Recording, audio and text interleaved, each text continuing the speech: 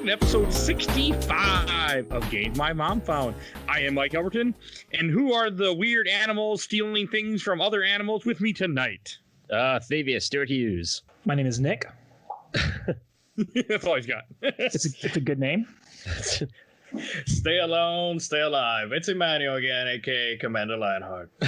We have two special guests this week. Oh yeah, Yes. it's two. Two for the price of one, baby. I forgot to mention that before we started. Like, to say, hey, I'll have you. Oh, well. That's what happened. Well, start over. Come on. Yeah, okay. I could. Not going to. Yeah. All right. And what I did last month, I want to start again this month. We're going to start where each month I'm going to try to recognize whatever state and country were the top downloaders for each month. First, we'll start with USA. The top was Oklahoma again, with California and Texas. So, hey, whoever's out listening in Oklahoma, we salute you. It was all like the GTA 2 episode, and then it was the Alice episode before that. Oklahomans love GTA 2. I guess. Oh, and then also for the world, besides the United States, it was Australia and United Kingdom. Really? In Australia, it was 103 downloads out of New South Wales. I have no idea what New South Wales is, but I can tell on the map it's in the bottom right corner of Australia. I know somebody in Wales. They definitely have never listened to our podcast, but I know somebody in Wales. Yeah, somebody's listened to us in there. So, yeah. That's what we're going to do each month. All right. And Stu, do you want to introduce what lovely game you picked out for us tonight? Sure. We are playing the 2002 stealth caper platformer Sly Cooper and the Thievius record. Yay. Man, has it already been 18 years? Yep. Wow. Yeah, in September, it'll be 18 years. God, that's a long time. And I just finally played this game for the first time this past week. Yeah, I'm still waiting on the fifth game, which I guess will just never come out. Maybe by the time we cover all four on the show. Maybe it's your fault. Maybe it's your fault for not playing these games. Maybe you're the catalyst. Yeah, these games are kind of weird because there was one in 2002 and then another in 2004, and then within a year of the 2004 one coming out, they released a third one, and then they waited until 2013 to do like a sequel that also had a cliffhanger, and they were like, "Yeah, we'll get back to it eventually." And 4 wasn't done by the same studio because the original trilogy was made by Sucker Punch, and the fourth one was made by Sansuru Games. Yeah, and then Sony was like, "Hey, what if we just focus on Sonic really, really hard for a while?" And and that's their best franchise, so it obviously worked out for them. Hey, I love Infamous, so I'm okay they went to, because Infamous 1 and 2, well, I never played 2, but 1 was amazing. Oh yeah, Infamous 1 is, I love the story, and Cole McGrath is my boy. I still say that I want to cosplay as Cole McGrath one day. That's kind of the joke. So you get the first part. Yep, that's exactly why. Because it's easy. That's kind of the joke when not Sly Cooper, when PlayStation Move Heroes and PlayStation All Stars came out, was Sly Cooper's like rivals, quote unquote, were the guy from Infamous, Cole and Nathan Drake. Everyone was like, "You're the ones who ruined our franchise." You took away our spotlight. I was like, when you first picked this game, I was excited, but I'm kind of like, I was able to emulate it, so I'm like, I don't really care because it can't be too bad. But this is still part of that era when games were still hard. Like PlayStation 2 era, right before they start, okay, we'll give you checkpoints a lot more often. We'll help you. We want you to finish this game. They're like, no, we're going to fuck you over, and you're still going to beat our game. Like, this was still during that time, and I own the PS3 copy of this game, of the collection. I've never played it, but I own it. I own all of them, like the PS2 versions, the PS3, and all of them. I want a cane. I want the Sly Cooper cane. I had my eyes. I want it so bad. I had my eyes set on an eBay one for a couple months. It's disappeared by now, but I still want one. I think I could probably make one. Yeah.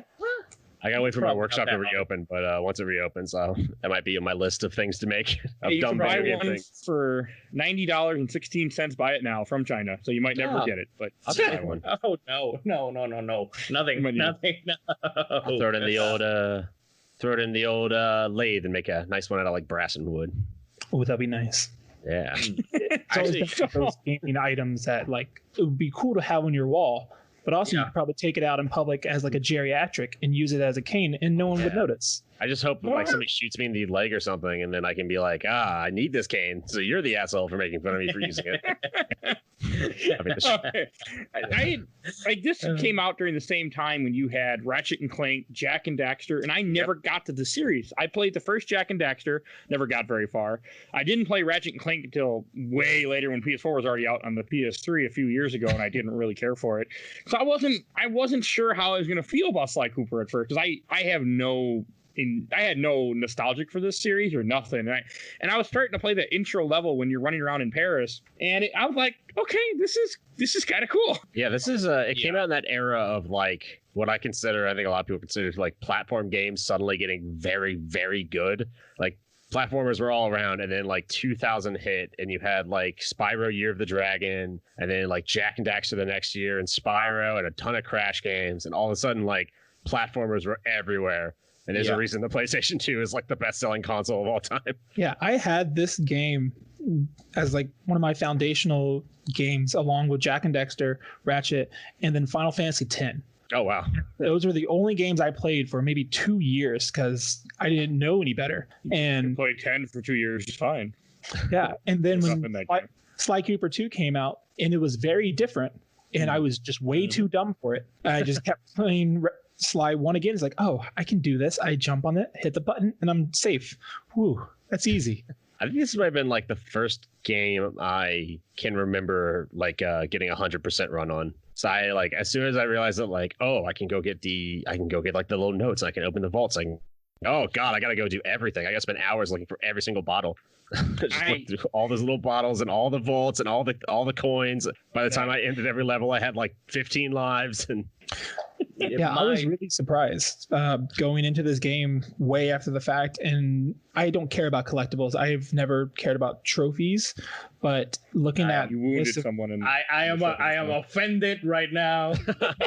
I wish I had time to care about. I wish I had time to care about trophies, because that would be amazing. I would just love to play games all the time. Mm-hmm. But going through this I felt compelled because I saw the end of the collectibles. It was just the bottles and the time trials. It's like, oh, I can easily do that. That's like an extra hour or two. And then it was an entire weekend of like, oh, these time trials are kicking my ass. Well, how am I so bad at this game?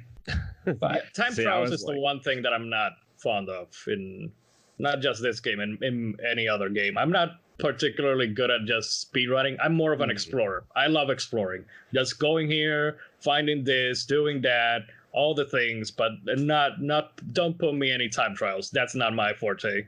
It sounds like Resident Evil 4 is your type of game then. Oh no, there's definitely timing sections in Resident Evil 4. Oh god, no. You'll start carrying Ashley off the screen, and you're like, Jesus Christ. Shit. That's one of the reasons I don't want to play a Resident Evil 4 too. I have heard so much about that infamous Ashley. I don't like escort missions or anything, and half of that game is apparently that, so I don't know. But let's not deviate to Resident Evil, please. My track record with Sly Cooper is something interesting because I'd never played this as a kid. I played the second one when I was in middle school. It wasn't until I got a PS3 that I actually got the Sly collection, and that's how I played this game for the first time, which is like nine, almost 10 years ago, or something like that. Assume that it would just continue. Well, it happened when we did the Beast of Burden episode recently. Like, we haven't put out yet because that's a ton of editing, because the recording, like, Mike got dropped once and the recording kept going, and I think I stopped it. And then you got dropped again and the recording was fine, but we restarted anyway. Oh, that's great. Okay, we're recording. I've told you guys, change to Discord, baby. The future is now, old man. That might be happening. This wasn't Skype. This was just my internet. So, all right. And we're back. So, question: are you gonna acknowledge what just happened or no? Just gonna roll. Okay. So I'll put another disclaimer in the beginning. No, this ain't as bad. We'll just say we had technical difficulties. So if something seems very off about the RE4 speedrunning and where we're at now, because my internet died while recording. Say hard cut to now. Okay, yeah. Definitely nothing weird happened with the podcast just now. We definitely didn't lose recording for no reason whatsoever. Anyway. Absolutely not. Nothing else. So now that we're done talking about RE4. Yes. As I definitely didn't mention a second ago. Literally definitely 2 minutes ago. mentioned not to talk about Resident Evil. I was talking about, if you people didn't interrupt me so rudely with your internets, about my experience with the Sly Cooper franchise. Like I said, yeah, back it up. Like I was saying, my first encounter with Sly Cooper was actually Sly 2 and not 1. I had, like, one of the first games that I got for my PS3 was the Sly Collection, and that's how I eventually got to play this game, the Sly Cooper and the Thievius Raccoonist. Because during middle school, which was basically when these games came out, I only got 2. And I never got in any of the other ones. It's basically the same thing that happened with me with Ratchet and Clank. I only played the second one, and it wasn't until the PS3 that I got around to playing the other ones. The only one of these trilogy of games that I actually did play as a kid was the Jak and Daxter one. I played those like 1, 2, and 3. The Ratchet and Clank and Sly Cooper, I only played 2. And then went back to 1, and then finally played the third game and the rest of the games. I always got annoyed at my friends who were like, Ratchet and Clank's the best game ever, because I always viewed Ratchet and Clank as like being, it's good. I really like Ratchet and Clank, but I always just loved Jak and Daxter and Sly Cooper more because they had more of like a what I thought was like a really cool story that progressed to other games. Like Ratchet and Clank has a story, but I never thought it mattered that much to those games. Whereas like Sly has a recurring story that continues throughout every game. Jak and Daxter is like a constantly changing story that is like linear. I think that overall I like the Ratchet and Clank series as a whole more than both Sly and Jak and Daxter. The first 3 games of Ratchet and Clank, their story isn't that great. It's when you get to the future series, and that's why I say as a whole. Sly Cooper would probably be my second favorite of those 3. I like the story and the characters there. Jak and Daxter is a third for me because I love Jak 1, but I hate Jak 2, and I like Jak 3. I love Jak 2, and I'm afraid to put it on the show because it's so hard. No, Jak 2 is probably Jak 2 is probably one of my most hated like PS2 games ever. I don't know if the save states would help you in Jak 2, Mike, because it's not the problem. The problem isn't like the saves, because all the checkpoints in that game are pretty good. It's more just the absurd difficulty of it. I disagree. I'm thinking of the dock section where you just have to get from the ends of the dock back into the city. And there are almost all of them, well, not almost all of the missions, but a lot of the hard missions, all of them, that checkpoints are just whack. Just not good. Some of them are just like, okay, you have to like fight all these guards that can kill you in one hit, and it's like, okay, all right, fine. At least I have a cool hoverboard. All right, we'll talk. I'll play it. If you put it on the show, I'll play it. I'm all for it. No, but you gotta play Jak 1 first. Come on, baby. But anyway, the all story right, of what Sly we're here for is we should discuss. Okay, so Sly Cooper is set in a world where everyone's an animal. Yes. This is one thing. It's kind of, I mean, you know, like a lot of cartoons do. Sly is a raccoon, and you have his 2 buddies that are with him. A turtle. Oh yeah. Which one's a turtle? There's a turtle and a hippo. Bentley's the turtle. Murray's the hippo. The hippo. Oh, he's a hippo. Yeah. Oh, I had that question too. I thought he was like a pink dog for the longest time. Wait a minute, Nick. What did you think that Murray was? It was either a naked mole rat or it was a pig. Oh, really? I always thought Murray was like a big dog. He's a hippo. Hippos are gray. What hippo is bright pink? What raccoons are stealing jewels and stealing pages from a book? See, my excuse is that I was 9, and like in the second game they say like Murray the hippo. I'm like, oh, he's a hippo. Okay. I always thought he was a dog. I guess that's why I always knew that he was a hippo, because I played the second game first. That makes sense then. I don't think I'm not sure if they say the word hippo in the first game, but I love that little, like, you get a nice little character background of everybody after the prologue mission, which prologue mission is also, I think, really fun, where you have to break into Interpol and steal your own police file back. It's good. It's a good intro. Yeah. I like the little background it gives of Sly and Bentley and Murray were all orphaned, and they like became friends in the orphanage, and they started like they refer to it in the later games as like the Great Cookie Jar Heist was their first big heist, and like that's how they became friends because they all wanted to get into that cookie jar. It's just also really nice to know that a story about orphans, their main career goal is a life of crime because it's just so real. Yeah, but they are well, for the most part, they are basically the Robin Hoods. Like it's mostly stealing from the rich, or stealing from other criminals mainly. Exactly, or other criminals. Yeah. It's kind of that. Also, I just Googled, and pink hippos do exist in real life. Really? They are very rare, but they do exist. Oh wow! In one science. I love all those characters though. Just they're all very specific. Like you have Sly Cooper, who's kind of like a mix of like Lupin and I always got some like George Clooney, like Ocean's 11 vibes, even though I think Ocean's 11 came out way later. I always had a Mask of Zorro type of vibe. Yeah. He's definitely got some Zorro in there. Actually, yeah, Ocean's 11 came out later. Came out like a little bit beforehand, so it came out like about a year ahead of time. Not even. That makes sense then. Yeah. Interesting. In my mind, he's got like the George Clooney smirk.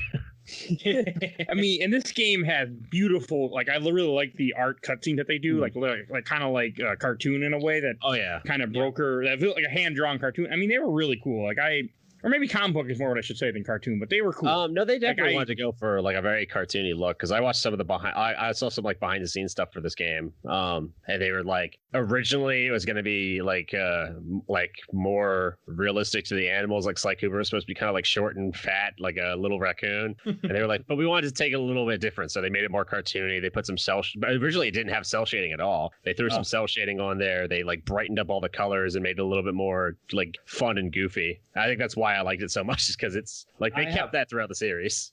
I have always said and defended the use of cell shading in games. Like that just makes the games not like age well. Like if you look at an Okami still, it still looks like a goddamn work of art. Like I don't know. I prefer the cell shading in games than the more realistic that will eventually like get old and you're gonna be like, oh, this don't look good. Cell shading holds up, but other games that weren't that same art style, depending on what year you're looking at. like early PS1. If you look at it holds up, considering when it came out, everyone was like, this is stupid. Like this just makes it look like a dumb cartoon. Like I remember when Wind Waker came out, people were pissed. Mm-hmm. Yeah, people were that's because of that demo. That's a lot to do with the space demo that we never got. That looked super cool. That was a big tease and letdown. So people were so angry, and now it's like I would agree. And a bunch of other people's favorite Zelda games because it's just so different stylistically. Yeah, and it's probably the best apart from Breath of the Wild, which is the newest one. But it's probably one of the best looking Zelda games. I don't know. Yeah, probably. I think so. It's definitely GameCube game still. Even Twilight Princess. Link to the Past, hands down. Link to the Past too. Even like Twilight Princess. When that game came out, it looked fucking beautiful. Now going back to it, it's like it's kind of like dirty. Like it doesn't look quite. Yes. It's a problem with that era with Wii, PS3, and 360. Everything when you go back now, it just looks like your vision is distorted or something. It looks muddled and I don't know. It's interesting. I always had the idea that the era of good platformers on PlayStation 2 really invoked a sense of like childhood Saturday cartoons. Oh, absolutely. Bright visuals. And then those same kids that played those grew up and needed the gritty brown military shooters. So everything just transitioned into that. Like you did that with Zelda, became a military shooter. It's beautiful. And now I want to see Link with a goddamn machine gun. What I wanted to say before the internet really interrupted me. I was going to comment on stuff again. We had brought up like the collectible. Like this game has a lot of collectibles. I mean, I just ran through. Like at first, I was trying to collect all the bottles. And they have bottles in every level that will lead to a safe you could open that gives you something I never saw. But I didn't care. In the game, you don't have to care. Like the game's like, if you don't want to do it, that's fine. You can just rush through the level, finish it, and it's okay. And I thought that was really fun. And a lot like Jack and Daxter or Ratchet and Clank, like Ratchet and Clank particularly, it has the power-ups, but they're all just there to make things a little easier. You don't need them to be the game. Exactly. I want to say one of them is like a couple of them are like some extra attacks. The best one is obviously coin magnetism. Oh. Yeah, my favorite ones that I found during my recent playthrough were the ones who, whenever I got into a pitfall or into water, it didn't hurt you, so you didn't lose horseshoe. Which, by the way, that's how if you get hit once without a horseshoe, you die. You lose a life. Yeah, horseshoes are basically like your what would be a proper like. A full heart Zelda? Yeah. Uga Buga Mask from Crash Bandicoot, essentially. Yeah, and Aku Aku Mask, basically from Crash Bandicoot. That's what, Aku Aku. I always call it Uga Buga Mask because whenever they disappear, they go Uga Buga. Uga Buga. I never knew what they were called. Aku Aku Mask. Aku Aku. We're going to keep calling them Uga Buga Masks. You get, if you find a horseshoe or get 100 coins, you get a horseshoe. Mm-hmm. If you get another horseshoe on top of that one, the horseshoe becomes golden, and you can take 2 hits before being like bare naked, basically, and getting another hit and kills you. If you collect 100 coins, once you have both horseshoes, like the golden horseshoe, you then get an extra life. I had a lot of lives.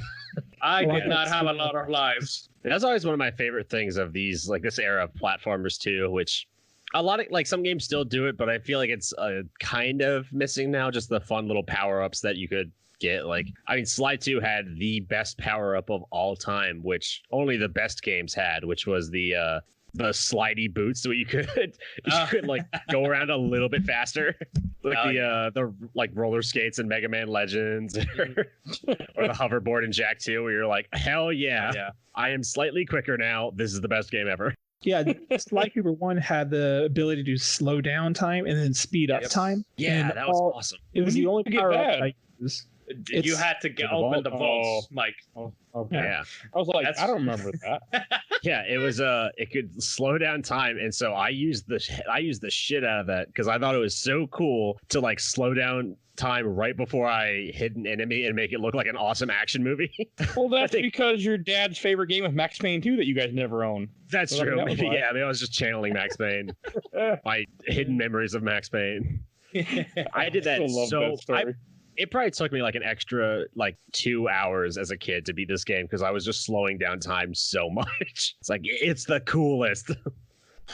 It's pretty cool when you get to, like, you can spin around on like a type of like a spire, and you just jump and you slow down time. You just turn it around very slowly. It's like, oh, that's nice. Yeah, like some kind of like secret super spy. It's awesome. I like that all the power-ups too have everything is based in like the game's reality of like all the vaults you open have pages of the Thievius Raccoonus, which, to explain the story real quick, there's like a famous book called the Thievius Raccoonus, which has been passed down through the Cooper family, and before the game starts, like Sly Cooper gets orphaned because the Fiendish Five, like the biggest, baddest criminals, come and kill his parents and take the Thievius Raccoonus for themselves because they want to have like all the knowledge of all the master thieves throughout history. And so you're trying to get the pages back and take down the Fiendish Five as a revenge. Well, actually, Clockwork says at the end that his real motive was to prove, because Clockwork has had a historic past with the Cooper clan. They have always it's basically the Joker to Batman. They are destined to fight each other always. I love that you don't know that until the end though. Like, they don't show you. You get great little hints every time you find a vault. Every time you find another page of the Thievius Raccoonus, you always see like a shadow in the background that's like vaguely owl shaped. It's just like hinting at Clockwork has like always been there trying to take down your family. I didn't catch that until the story points it out near the end. It didn't dawn on me. But I definitely didn't catch it the first time I played. Speaking about the Thievius Raccoonus, like, Sly Cooper's heritage is the most diverse thing in the entire world. Oh yeah. He has families from everywhere. Yeah, from there's Japanese Coopers, there's Japanese. Like, all of them was like, well, I was born in this country, can't have a baby here. Time to go to Spain, like make a baby, and just keep carrying this tradition. It's like, you never settle down. I've stolen everything I can steal. It's time to move on. I like how but I love all the little names too. Everyone has everyone has their special little name. Like there's Ryoichi Cooper. Ryoichi Cooper. There's like Rob Mick Cooper, who's like an old miner. The guy who speeds up gameplay is BF Cooper, which is a reference to DB Cooper, which Sly got his name from. I forget what the name of the Wild West one was. Something Kid Cooper. Kid Cooper, yeah. Tennessee Kid Cooper. Tennessee Kid Cooper, yeah. Yeah. You actually, in the fourth game, you go back and like meet all your couple of those. Yeah, a couple of them. I just don't. Okay, I need to ask both of you. I guess that you two have played Sly 4. What are your thoughts on that game, please? I liked it a lot. It's not my favorite of the series, but I liked it a lot. What about you, Nick? I have all of them. I played 1 about 20 times. I got about 30 minutes into 2. Wasn't able to do it as a kid. Never touched it. So this has reawakened my sense of discovery. It's like, I need to play all the Sly Cooper games because I think I'm at a point now where I'm confident. You really should. I am of the mindset that the first game is the lowest bar in the series. Oh, absolutely. Sly, yeah. So high bar then. I love the first game, but yeah, they only get better from there. Exactly. Except 4. 4 is probably my goes after 1, then it's 3, and then it's 2 for me. Yeah, like really, I would say 2 is number 1. I usually do 1, 4, 2, 3 because I think 2 had my favorite villains, but 3 had like the most diversity in powers. Maybe it's just my nostalgia for 2, since that was the first one that I played and the one that I probably played more of during my lifetime. But I don't know. I found that one like really, really special for me. But 4, I get it. Okay, the story, they did some things with it and some characters, but I still enjoyed playing the hell out of that game, out of 4, and meeting the ancestors and all that was really cool for me. So every time that people say, "Oh, Sly 4 is garbage," okay, maybe the story and the characters, maybe they deviated a little, but still playing the game was enjoyable. Oh yeah, they still have like all the fun power ups, all the traditional Sly Cooper stuff is there. Yeah. So I have a question because I'm going to start playing the other Sly Cooper games, but probably for the wrong reason. Okay. All I really care about now is seeing what happens with Carmelita Fox. I won't spoil anything then. No spoilers here. My only spoiler is watch out for her voice acting in every game. Yeah, I love it. It's terrible. Quite a bit. No, it's not that. It's that there is this ongoing like thing that every single game Carmelita has a different voice actress and a different accent for each game. Yeah. Okay. In the first game, she's like Hispanic, like kind of like Latin American. In the second game, she's like French or something, right? Yeah, my favorite is actually 2. And 2, it's either 2 where she's French or 3 where she's French, and one of them she has like almost like a Cajun, like slight Cajun accent. It's like it keeps changing, and you're like, where are you from? Oh man, because I'm so in love with like her like Hispanicness, and it's like this is great. The first game she was based on Selma Hayek actually, which definitely comes through. You definitely can tell. I think that it's very important for us to say who Carmelita Fox is right now because we just went straight to it and didn't introduce her. She's an inspector who is after Sly Cooper and the gang. Like she is constantly on their tail, the ringtail. They gave her a giant gun. Yeah, her shock bazooka. Yeah, it's annoying. She is the if anyone watches Lupin the Third, she is the Inspector Zenigata of the series. She is always after that Lupin. She just can't get him, but she's in love with him secretly. I think that Sly Cooper was just them saying, why don't we make a Lupin game? Yeah. Or why don't we make them animals instead? Yeah, I love that because I really like Lupin a lot. I think it's just such a fun series, and like I think I like it so much because it reminds me of Sly Cooper, and I realize that's only because Sly Cooper is basically a remake of Lupin. And these games just want to have fun. And like we're dealing with these like heavy topics of stealing from wealth classes and different criminals, but it's so brightly colored, and I just want to have fun and spin around and like hit people with a cane. The worlds are so interesting and unique. Like so the Fiendish 5, you have to the game is broken up into like technically 6, but really like 5 sections besides the prologue, where you go to each Fiendish 5's like main lair, and you got to take back the Thievius Raccoonus page from them, and they're all very distinct. And I love The first one is Raleigh, who, fun fact, is voiced by the same guy who voices Sergeant Johnson in Halo. Oh, wow. Doesn't come across at all. He's a very talented voice actor. But it's a Tide of Terror, and he's got like a storm machine, and it's like all these like, it's almost like steampunk, like machinery everywhere. You have to go through like the bowels of this giant blimp and take him out. I love it. And you're also a lot like a Bond villain, I want to say. Oh yeah, this one does more than the other. I mean, this is Sir Raleigh. He's a big frog. Like it's a good set of levels. Like it's a very good introduction to the game. None of the levels are all that challenging. I think they skip having any bullshit levels too in the first part. Mm-hmm. Yeah, I mean, there are bullshit right up with games. Like, the prologue is just like okay, here's how you play the game, and it just throws you right into like the hub world, and it's like, all right, like now you got to take out Raleigh. I love the transitions are maybe my favorite thing in the whole series, where you transition from level to level. Oh yeah. The little it's very good. Like each one is broken into a hub world. Are you talking about like and you go and as you running around this base of their operations, you'll see these green lights and doorways that lead to each area. We got to get key. Yeah, it's very like Crash Bandicoot, like Jack 1. Very well broken up. Very Spyro as well. Very Spyro, yeah.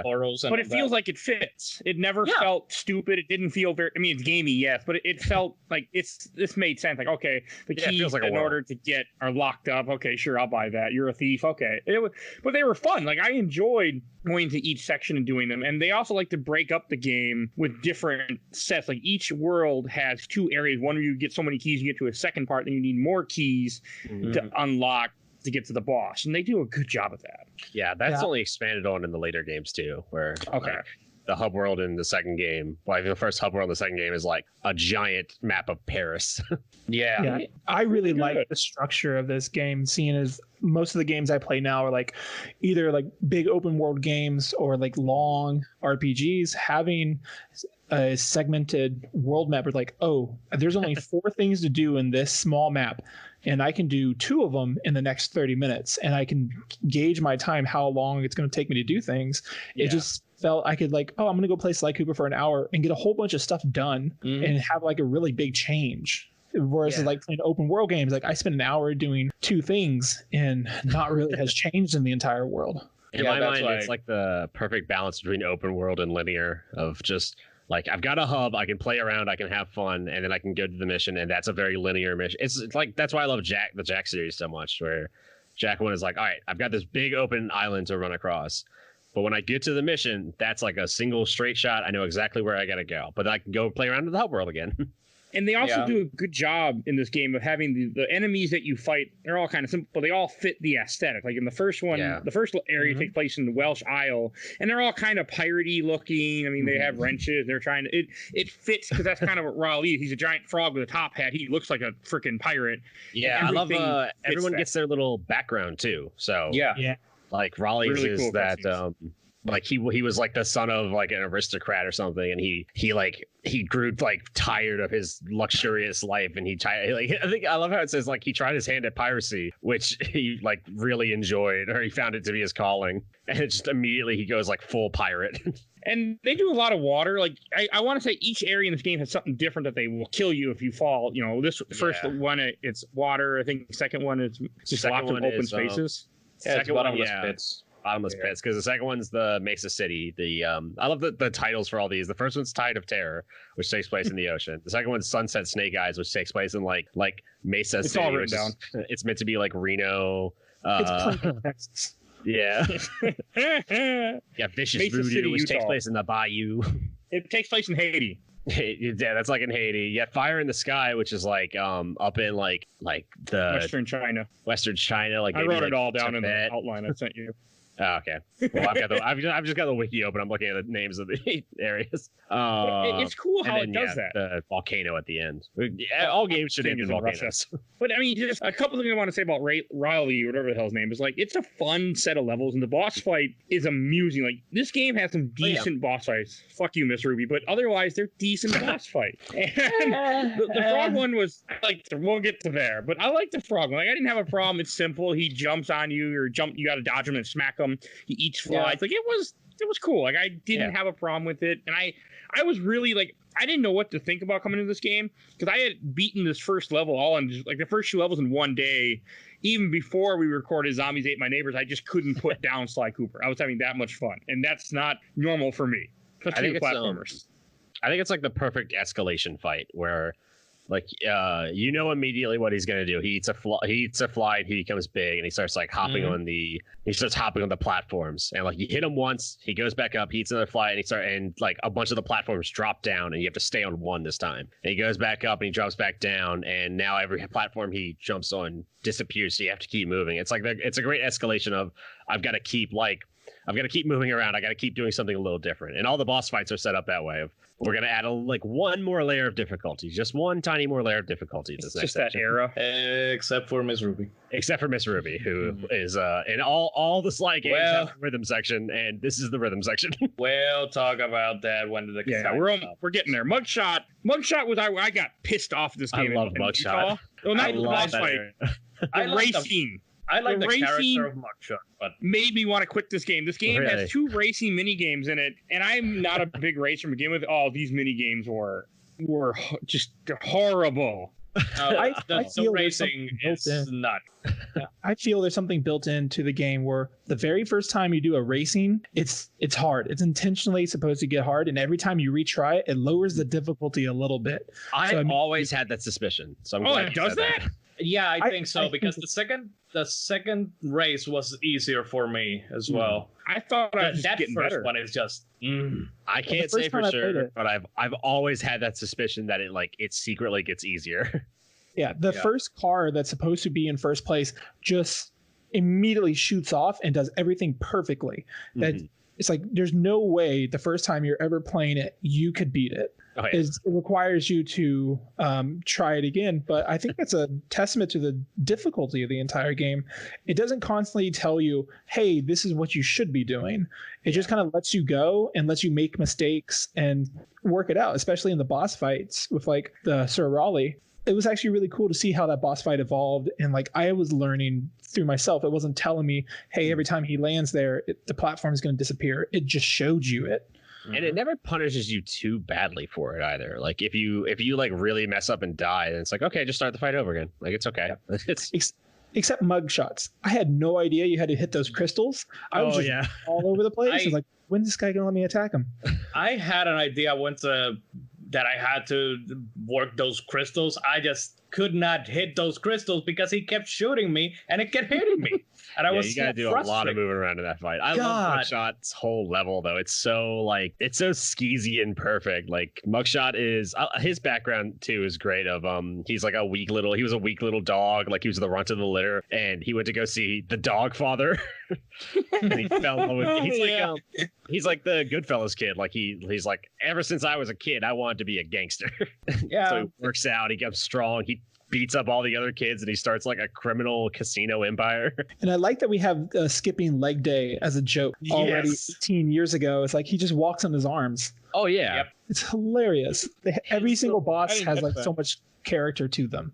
His little his minions are my absolute favorite. He has those like little Rottweiler, or not little, they're like the big Rottweiler minions that have the Tommy guns, and just the way they I don't know how to describe it. Like the way they bounce around to the music is so like it looks like an old gangster animation. It's just something about it is so fun and like cartoony. It fits well. Like each world really fits really good. They're like right out of like a Dick Tracy cartoon.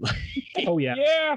It works. Like it was very amusing. Like you have enemies in there that most of them are dogs. You have the ones that are like chained up that will rush at you. You have the ones with the ball chain and ball and chain, whatever the hell I want to say. I mean, and that's like very unique. Escaped. Yeah, it was fun. Like I didn't mind his world. They even have one of the mini games they give you here, which I didn't mind, is where you have to Murray is running and you have to army a can and you have to shoot enemies if they pop out in order to protect Murray. They do this a few times. They weren't bad. I remember not liking those, but they weren't that bad this time around, I guess.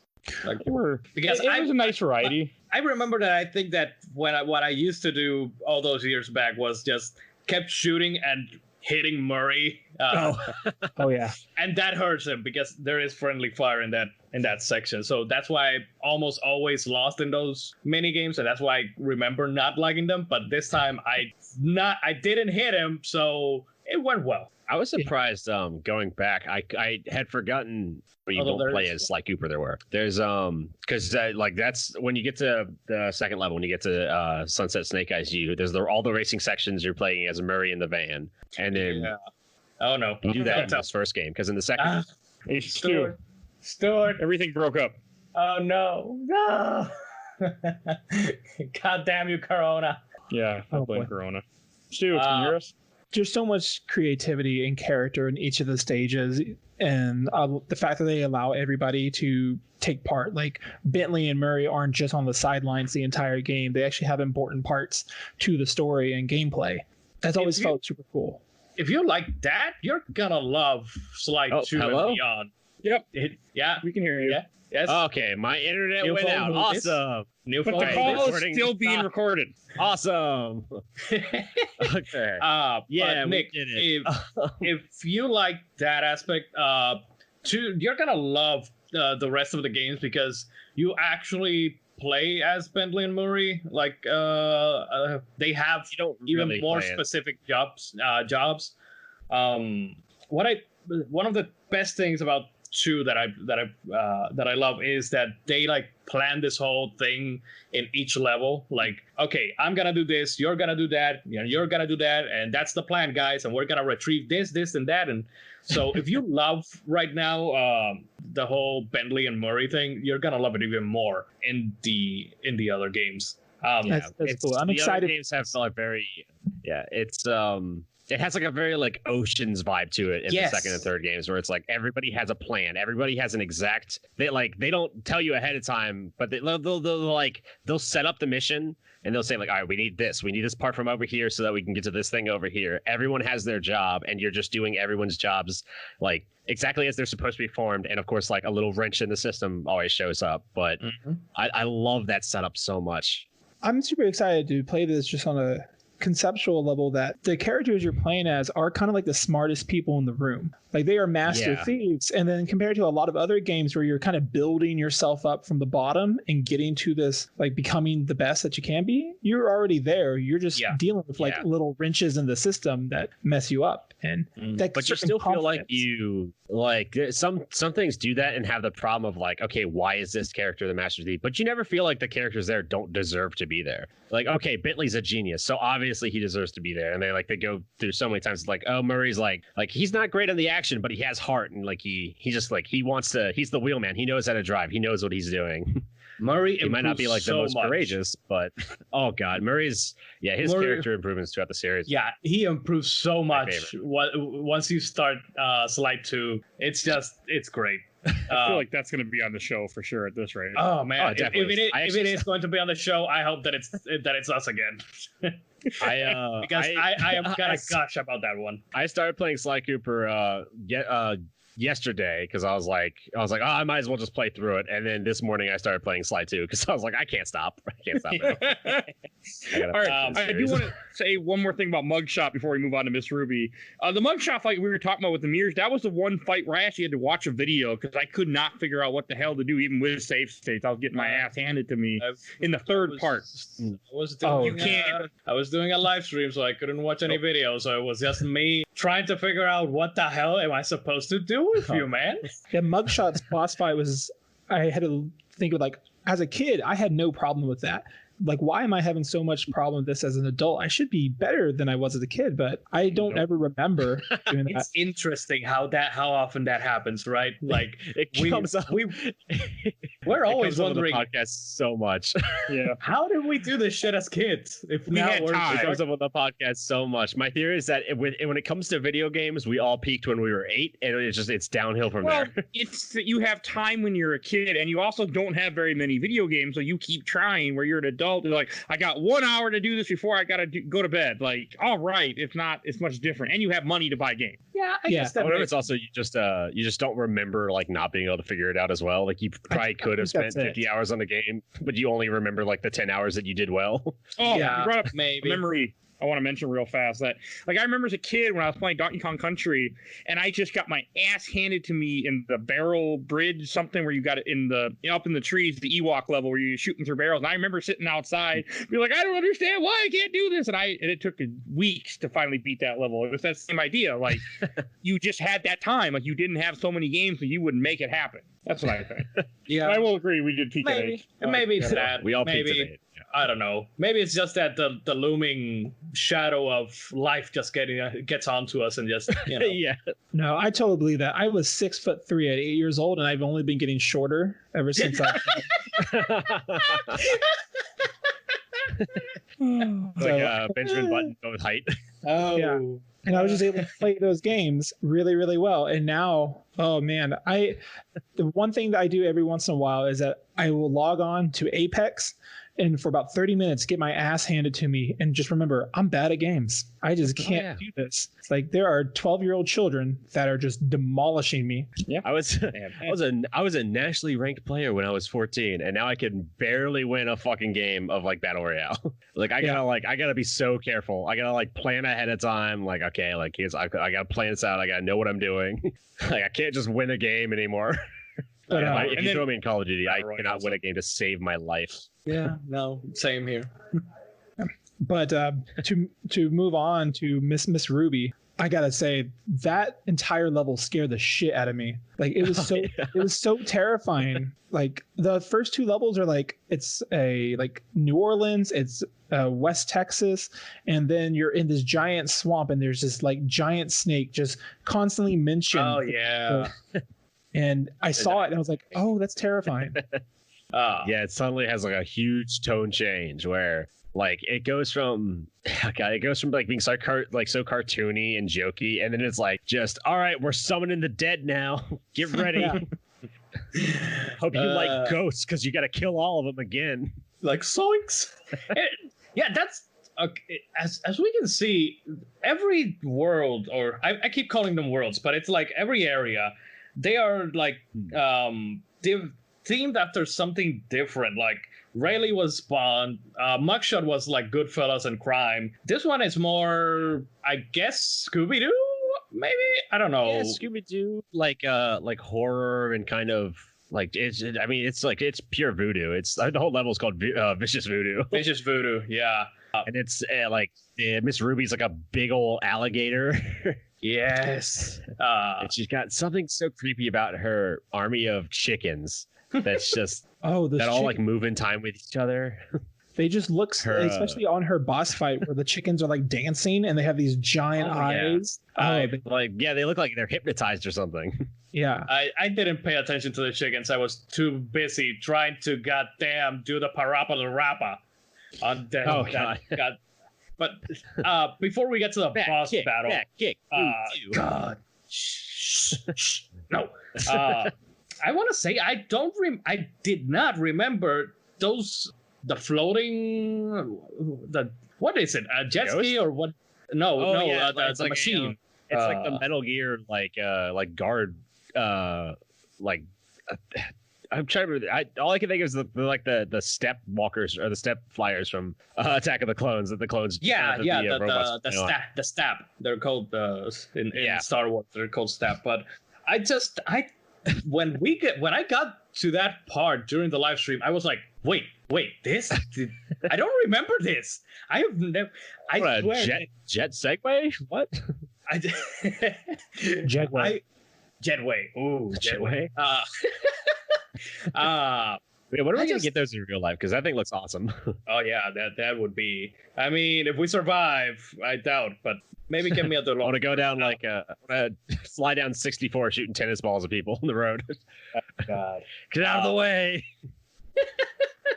I really don't know why. Maybe my mind just blocked it off because I barely remember anything from the swamp, like except for the boss battle. I knew for some reason. I know what the reason is because I hate it, but I remember the boss battle exclusively and the snake. That's basically the only things that I remembered about the swamp. Everything else was like I have a theory with that because I had the same problem where I couldn't remember much at the voodoo level, but I remembered so much of the other areas.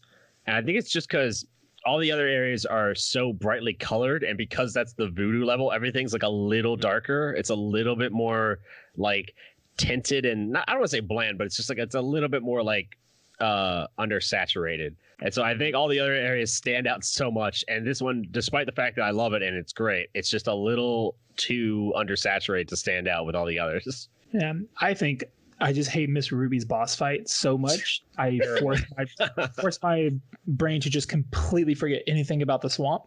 It's like I never want this bad memory again. Yeah, maybe that is because I remember the panda. I just love that area so much because you get the rail slide. Oh yeah. Yeah, rail slides. I played Sonic Adventure 2 Battle. I'm okay. I got my rail slide. I played Ratchet and Clank and rail sliding. I didn't like any. Really, I didn't like the voodoo place at all. That's what the swamp area had. It had one of my favorite like little mini missions where it was like you had to get the 50 chickens and the roosters would come out with bombs that explode. I did not remember that. All I remember is the snake and Miss Ruby. I don't remember any of that. Like I had completely forgotten about everything but the chickens 10 years ago. Snake. Like I don't know. Maybe I just repressed all those memories or something. I don't know.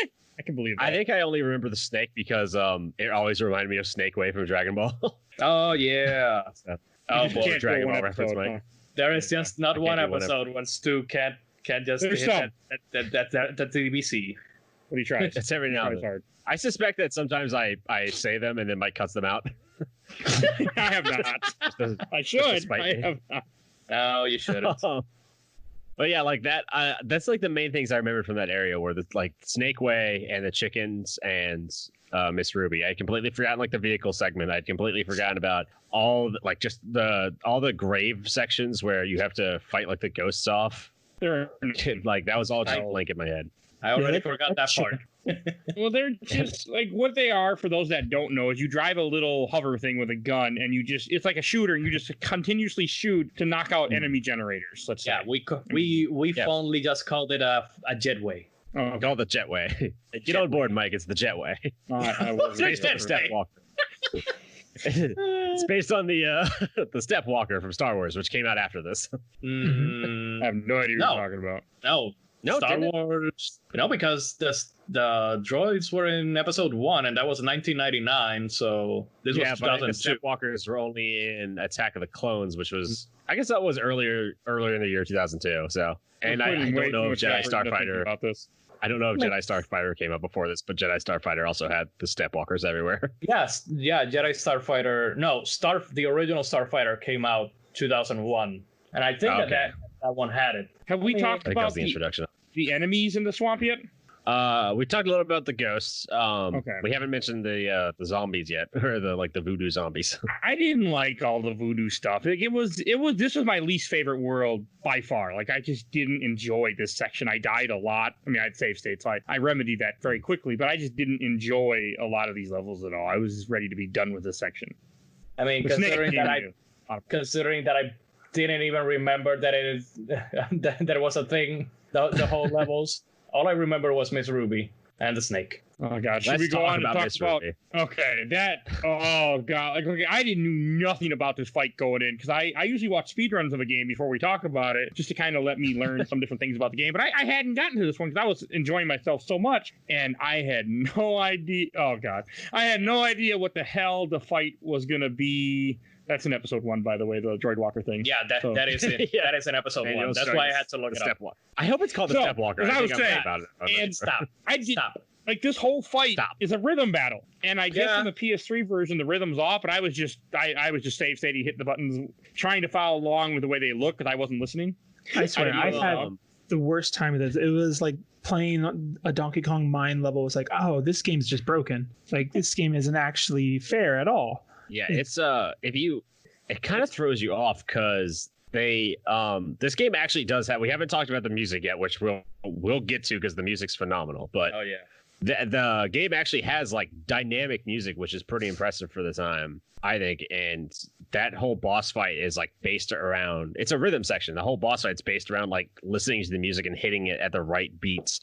But I think it's like slightly off or something because it throws you off. Yeah, there's especially when you're trying to hit the X, that is when you notice it the like big time for me, because I could get it perfectly, and then at the very last the last segment where you have to also press X to actually jump to the other god damn it the other structure that you're supposed to platform the other platform, yeah, that's when I noticed that it was off as like hell. Okay, so it wasn't I pressed just me. the X. Yeah. I pressed the X and he didn't jump, and I pressed it when I know that I should have pressed it. So yeah, it's almost like the game is, because they made a very big deal out of like locking the frame rate for this game and keeping the frame rate perfectly locked throughout their entire development. And I have to wonder if the game like is like slowing down because of that at that area, and so the music's like a little off and not quite in time at points. I mean, I didn't notice because I had I wasn't listening to the game at this point because I just didn't like anything to do with this part. I will warn you right now, Nick. If you play the next two games, there are more rhythm sections, but they get easier. I hope so. They don't get easy, but they get easier. Well, that's good. Like, as long as there's just like one per game, because I'm willing to put up with like one instance of bullshit per game. Yeah, I don't know. The big one I think is it the second game that has like the big dance number? Oh yeah. The dance with yeah. I remember having trouble with that as a kid, but I don't think it's that bad. It's not that bad because they are very. It's not like this one where one wrong move and then you gotta start back from the beginning. Yeah. That one, even you do start from the beginning if you completely screw it up, but it gives you like a couple chances, like to. It's not a complete. You have like a health system in that game, so adding in like the health bar was a huge boon to the other games. Yeah, I was gonna say that too. Because having just the horseshoe system and not having any on-screen UI really was immersive for that game. It's like it was like playing a cartoon. Where Jack and Ratchet and Clank, you had like ammo figures and counts, and you always had to make sure you constantly check your health bar to make sure you weren't close to dying. But there's just so much about this game that made you involved with it. The second game adds in like a little tiny the only UI that's added into the later games is in the top left corner of the screen. It gives you like the Sly icon and a little bar with a yellow line, like a yellow bar underneath of it. I want to say blue is your health and yellow is like detection special or something. No, the yellow is your special. Your special meter. Yeah, and that stuff tends to. I want to say it only shows up when you like get hit or use your special. Like the UI is still very, very minimal. Yeah, that's good. Yeah, that's always been a nice thing. I like a horseshoe in this. Yeah. Okay. I mean, I hope that that was when we were recording, when I explained the whole horseshoe, golden horseshoe, one up life, and all that stuff. That was in the recording. Okay, thank God. But I remember it now. You mentioned. I'm not using any more saliva like that again. So after we get through Miss Ruby's nightmare rhythm section, did you explain her background? No. Miss Ruby, I like her background a lot too. Actually, her background is that she was born into a family of mystics, and so all the other kids like ignored her, and so she decided, well, like if everyone's just gonna treat me like an outsider, I'll just take over the world, which is always a good like. I would appreciate if my child had that mentality. If I have a kid and the kid's like, everyone's mean to me, I'll take over the world and show them all. I'm like, yeah, you're gonna go far, kid.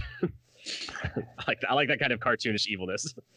Yeah, it's a cartoonish evilry. Is like I never felt bad for any of these villains. I was like, can't wait to take down this guy. It's awesome. I don't know. I think that the most like redeemable one is Panda King. I think that he's kind of the lesser of them. He destroys a village in his opening. It's a it's like Tiger King, you know. Joe Exotic is the lesser evil of a show full of goddamn assholes and evil persons, you know. It's funny. It's funny that you say Panda King is the most redeemable. Anyway, I wonder why I said that. I wonder why I said that. Maybe we'll play the third game on a podcast at some point. I'm not at all foreshadowing anything. I actually know what you're talking about, unfortunately, because I was looking up stuff. So I was wondering what he was doing in that screenshot. All right. But the Panda King, that was my favorite section of the game. Like, I really liked the Panda King area. What is that called? Fire in the Sky. Fire in the Sky. Yeah, I mean, it takes place in China, and the whole thing is that you're going. Like he's an expert firework guy, and I forget because he wanted to make fireworks, and then the aristocrats, not the aristocrats, they might have been aristocrats. Yeah, Aristocats. I like that. I love that movie, by the way. So that'd be a good reference. There's a lot of references to like animals in this universe that are famous and stuff. It's always fun. But yeah, he was a poor child who all he wanted to do was make fireworks, and a rich nobleman basically said like, no, you can't make fireworks because you're too poor. And so the Panda King decided, well, I'll just blow up everybody with my fireworks then. Yeah, but they have a section in his backstory where he's showing someone his firework, and his firework sucks. Like it's a small little blimp. It's like it's not poor. It's just you're terrible. Like pep. Also you're poor. It's like pep. Also you're a little pep firework. Yeah. We haven't mentioned from his point of view. But he's got my favorite. So after you beat every boss, we haven't mentioned this yet, but after you beat every boss, there's the Sucker Punch Daily newspaper like pops up on screen showing Carmelita Fox with the recently defeated baddie. The headlines of those newspapers. They're so totally funny. Bodacious Inspector Babe catches criminal mastermind in the swamps. I screenshotted all of them because I love them so much. The one for the panda. First of all, the one for the panda in the top left corner said, "Dude, that's kick ass," and I guess that snuck through the censors. And the headline is Hot Latin Spitfire puts fiery panda on ice. Evil King quoted, "I just wanted to blow stuff up." And then a little picture of Sly in the bottom corner that says, "Come on already! It can't be that hard to catch him." God, they do a good job. That is the snow levels were just fun though, except for that race. The snow race was the one that I freaking broke me. Then I was watching a speed run. You can actually mess up. You can skip that entire race with a speed run glitch where you get one of the nitros and then you go backwards and you can shoot over a hill and get through the barrier.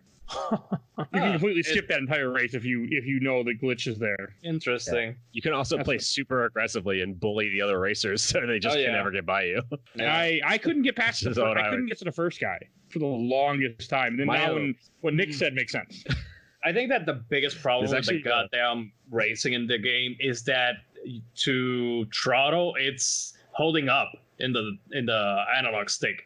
If they would have done it like Crash Team Racing or something, just holding X or something, that would have been better. Because then you have to. The weird thing is maintain throttle and control the van at the same time with the same stick. Yeah.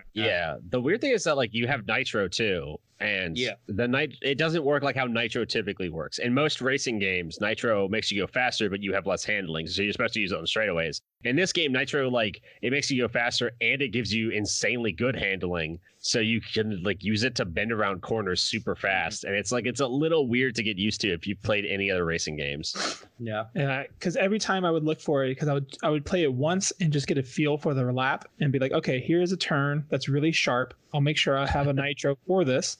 And so whenever I would turn, I would just fart and my van would just go all the way. And I was like, great. And then I get stuck in the other turn. It's like, oh, okay, now I'm back to square one again. And each race probably took me about 6 tries just to get through. And I was like, okay. And that's the end. I got it first try in that second one. The first one was more difficult for me. Oh, yeah. I got it first try, but I was very proud of myself for doing that. I got it first try, and I was like, oh, my God, I did it. Holy shit. Maybe that's the intention. They want you to believe that's intentionally easy. That you're getting good. Yeah. I also I just bullied the hell out of the other racers. So as soon as I started, I just take a hard shift to the sides and just start busting them all into the wall. I'm like, nah, I'm going first. I love the setup for that race too. Is Murray is you go into the area and you pull out your little binoculars and you see Murray in the distance. You're like, Murray, what are you doing? He's like, well, I got tired of waiting and I saw that there was an ice cream cone stand, and I was like, I don't want to lose my energy. And when I got over here, all these monkeys started challenging me to a race. Like, can you beat them? I mean, they're just a bunch of monkeys. I guess I can. It's a funny setup. Isn't it the same thing? Like he's also like at a hot dog shop and he's like, yeah. Yes, it's always him just getting hungry and getting into trouble. Yeah. I mean, the humor in this series, not only in this game, but in the entire series, is just so good, man. I love the humor in these games. Like they do it so freaking well. It's nice too because it evolves with the characters. So like in the first game, Murray is kind of like he's like always getting hungry and going off, and in the rest of the games, he kind of like because he grows up, the humor changes with him. Where he's like, I'm not just some like lazy idiot that goes and gets food all the time. Like I have this plan. Like all the rest of the characters are like, yeah, we recognize that. You're a good guy, Murray. It's very like wholesome.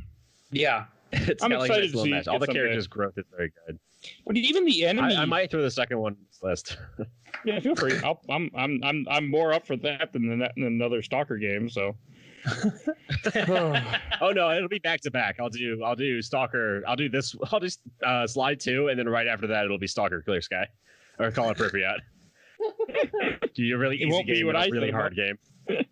One I can't cheat. But even the enemies in the Panda levels are really cool. They're all kind of like ninja-y, like samurai-y or soldier-y. Ninja monkeys. Yeah, ninja monkeys and samurai. Like it's a cool setup. I mean, they did. Is the kung fu, like I guess that's a girl kung fu? Is she like kind of the first female like enemy you have in the entire game? The pink monkey. Yeah, the pink monkey. Because I was trying to think back at any other level, they're all just like. Miss Ruby. Yeah. I guess technically the first like enemy you come across in the game is Carmelita, but she's not really an enemy. But she's just not kind of like really an enemy. Yeah. She's an obstacle more than exactly. Yeah, I think so. They definitely introduced like more. Yeah, I think so. They introduced a lot more female characters as it goes on too, which I think is something it always had up on a lot of other games of the era. Like Carmelita Fox becomes a much more integral character. She gets like a Constable Nayla who becomes very, very integral to the story. Mm-hmm. The second game, is it the second game or the third game that introduces like Penelope? Yeah, it's the third game. Yeah. But like, oh god, there's an enemy in the second game that I think is like the most, I don't want to say frightening, but just like unnerving character named the Contessa. Oh yeah, yeah, she's rough. I mean, like that's a really cool area. I love that area so much. She's like a Victorian like spider, and oh god, yeah, that's yeah. And so this is a question I have. Like female minion though. Yeah, I have a question for like. Since more people have played the other games, all the enemies in the first Sly Cooper pretty much go down in one hit. And it's a very basic combat system. You hit them once and you're pretty safe. Does that combat system evolve as the games go on? Is it more just like one hit kills? Okay. The second and third games, not only do they introduce like way more mechanics to the point that in the third game, there's like a whole airplane section. That doesn't sound fun. Like a whole airplane world. But the enemies starting in the second game, the enemies have like some can take multiple hits and you get like stealth attacks to take them down quietly from behind. Okay. Oh yeah. So they really flesh out like all the mechanics. Yeah, stealth is a little bit more in the second game as well, I want to say. Like it's more power a little bit more integral to the second game because you have to try not to alarm too many people to get what you want or what you need, but they give you the tools to get that, and it's not like side stuff like in this game where it's in the vaults. There it's you get the coins they actually eliminate the life system, and the coins now are like gems, currency, rubies and topaz. Yeah, now they're currency, and you can buy upgrades for the characters and give them like different abilities and stuff. That's cool. Yeah, you give like one of them is a parachute, actually. What? Yeah. Oh my god, that parachute's awesome. Yeah, the parachute is just great. Like fuck the parachute in Assassin's Creed. Everyone was freaking out when they added like gliding in Assassin's Creed. Like Sly Cooper was miles ahead of time. It was years ahead of Assassin's Creed with that shit. It is super cool to see this like era awesome. PlayStation 2 platformers that like the first games were really rudimentary, but introduced you to the world, and then the next games evolved beyond that and started doing more, and it grew up with the kids that were playing them. So I'm excited to play the games in this series. It's the same with Ratchet and Clank. How many games. Ratchet and Clank is the same way. Jack and Dexter's the same way. Ratchet and Clank is very basic. Like you just get the weapons and you don't get upgrades. Once the second game starts going, that's when you start like getting the whole experience points and stuff to upgrade the weapons, which is literally the best part about that series. Just upgrading the weapons. What is this weapon gonna become now once you hit level 5 or whatever? Mm-hmm. Like it's gonna be amazing or something. That upgrade tree. Yeah, it's amazing how many like games that came out very early in the PlayStation 2. It just shocks me in general how many games came out like the first year or two of the PlayStation 2 that had sequels later in that console's lifespan that are almost unrecognizable to when they came out. Mm-hmm. Like I think that might be. I think the PlayStation 2 in my mind is still one of those consoles that is like it had the most insanely wild like growth throughout its period. Like the first PlayStation 2 games look nothing like the last PlayStation 2 games. Oh yeah. Yeah. I mean, besides Metal Gear Solid 2, I guess, because that was that was ahead of its way ahead of its time. Like literally, by God, you still see that game and you're like, wow. Yeah, that's an amazing game. Yeah, I was just looking at I was looking at a list of like PlayStation 2 games today, and I was like, I forgot like Star Wars Bounty Hunter was insane to me as a kid. I forgot that was PlayStation 2. I've never played that one. I really should. There's so many huge games on that console. And growing up with PlayStation 2, that was when I started playing games like more games. PlayStation 2 was like my first console, so I grew up with that. And the first games you played and the last games you played, like I was just doing nothing but platformers. And then at the end of it, there was so many good, like incredible RPGs for that game. That the last couple of years I had that, I still have my PlayStation 2 hooked up with Persona 3 in it because it's just incredible that game released on the PlayStation 2. I definitely played more RPGs on PlayStation 2 than PS1. I don't think I ever played that many PS1 RPGs, honestly. You're missing out. Yeah, but a couple quick things I want to say about the Panda before we move on to Clockwork. I wanted to say this too, that on PS Now, Star Wars Bounty Hunter is there, so you can play it there. It may or may not be on my list for next season, so you might be playing it sooner than you think, Emmanuel. I want to play it, so I'm okay with it being. It also was canon to what he's doing before Clone Wars, but we'll talk about Attack of the Clones. We'll talk wait, it is. It was. Is it canon? Oh, it was. It was. I think it got removed recently. Yeah, when the last big like canon. Yeah, the whole Legends thing. Okay. But at the time, it was considered canon. Okay. So, yeah. But okay, as I was saying about the Panda King, there's two things I wanted to mention. One is that like one level we haven't mentioned that you do have in his section in a bunch of areas is you have levels where you're constantly being chased by Carlita, where she's just shooting with her laser cannon platform that you're jumping on, and it's a fun little break in there. Like I always enjoyed those levels, and I remember the Panda King one being pretty exciting, and it was pretty fun. And then we should talk about the Panda King boss fight. Like it was an interesting boss fight too. It wasn't.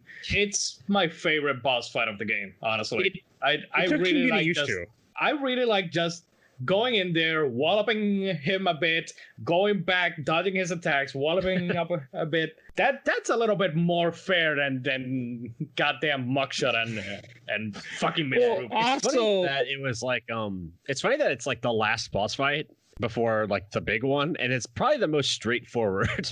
Yeah, it's easy. Best one. That's why it's the best one. It's straightforward. No gimmick, no shit. Just like when I first saw it, you're in this open room, and I thought, okay, I need to like sneak around. I need to do this. No, you just jump, get to him, smack him, listen for his pattern, his attacks, and then you kick his ass after he stomach bumps you out of the arena every time. Yeah, but it was fun. It wasn't bad. Fun. It was one of the best boss fights, and I like the Panda King a lot. Like that whole thing was exciting. I think it's probably my favorite, right next to like Raleigh. I think I like those quite a bit. But yeah, it's definitely like it's the end, so you kind of expect it to be like crazy, and it's just like nope, you just gotta go punch him, just go knock him out. Yeah, I thought it broke the game because I just jumped over the hurdles and then started hitting them, and I got pushed back. I was like, "Can I do that again? Is that allowed?" And then I did it again, and he went down on my first try. I was like, "Oh, did I do that right?" I finished it, but I felt like there should have been more to it. Because it's so different than the other boss fight. Yeah, that area is so fun to me in general because it's like he's got his very specific like flame foo that he's using, but that whole area is filled with fireworks, and so much of the puzzles are firework based. So it's like there'll be like a platform that you need to like raise up in the air, and it's like, well, how do I do this? Oh, it's got fireworks attached to the side of it, so I can knock them and they'll spin around and go up a little bit. Oh, that's cool! Like just destructible environments. Oh yeah, coming across like you're like every now and then you'll come across like a series of like 3 fireworks right next to each other, and you just knock them and they go like flying off in different directions and blow up guys and blow up buildings. So it's like, hell yeah, we're getting stealth cool aspects in the game. And no, then we should move on to the final area, which I didn't care for as much, the Clockwork King. It's the thing with that area. Like the thing with that area is that it's so straightforward. There's literally no no selecting where you gotta go. It's just go and final boss battle. Yeah, that's what I didn't care for. There's a few jobs on it, but all the jobs are like everything is completely linear at this point for the most, like pretty much. It's there's literally no bottles either. There's no exploration. It's just do the job and finish the game. Yeah, with the exception of one power up. This is like okay, you know what you gotta do, go do it. Yeah, I went into that and I completely forgot that once you finish one part, you immediately go to the next part and there's no stopping. And it felt kind of cool because like you had time to explore all the other worlds, but there was actually like a heaviness to it. It's like this is the last fight, and everything felt like this extended boss sequence. And I thought that was a really neat touch. And I don't remember that at all as a kid. And I'm starting to believe, I don't think I ever made it this far in the game when I was a kid. Understandable. Game. Yeah, I think I gave up. It has that weight too, because it's kind of odd. Like this is like the like you're hinted at Clockwork throughout the whole game, but this is like the introduction to him, and he's such a strong character that he doesn't like come back in the other games, but he has such a strong influence on like the gang's actions that you feel throughout the rest of the gangs. Like the games, there's points where like they'll reference Clockwork all the time, and just like the fight they had with him and just like his persona, because he's such a perfect villain, I think. Yeah, he's like so great. Creepy. Yeah, he's looks like a giant owl. He is a giant owl. He was once a giant owl that in order to survive, in order to continue with his hatred of the Cooper clan and continue living, he just became mechanical. And he is so absorbed with jealousy that he's like, I'm going to become immortal and just destroy your clan forever.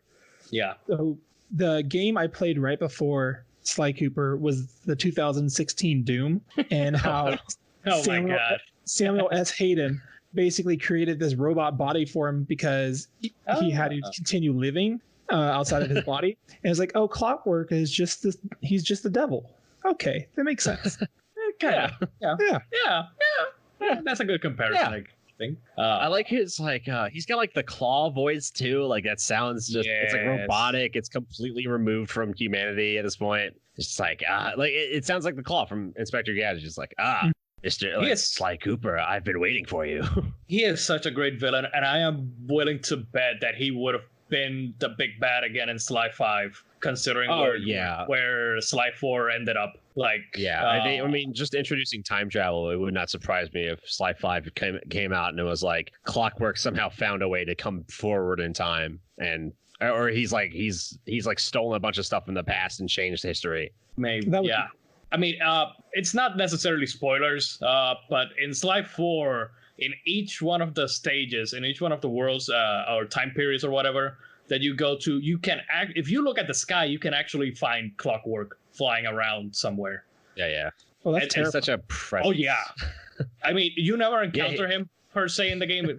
Kind of spoilers, but it is still that feeling like, my greatest enemy is still around there, like floating around in time. Like he's kind of like Vader, where he has so little screen time, but it's his presence that's unnerving. The fact that he's involved in everything, and he's almost like a Moriarty type character. Oh yeah, definitely. Definitely a Moriarty. I want to say. Yeah, I love. God, yeah, he's so creepy too. Just like the mechanical owl. That's like. It reminded me of the Mike. It reminded me of the Firebird from Last Express. Okay, I'll give you that mechanical bird. That's like vaguely demonic. Yeah, that's a great section too, because everyone gets to everyone comes together. They all have like their sections. So like Murray has to like drive the van at some point with a big turret installed on top of it. That's how you get there, and he's got to do that again to collect like computer pieces for Bentley to then do like a whole hacking mini computer pieces. You just have to drive into them. Yeah. Yeah. Well, you have the turret to get in, and then you lose the turret, and then you have to get the computer pieces. Oh, right. Shit.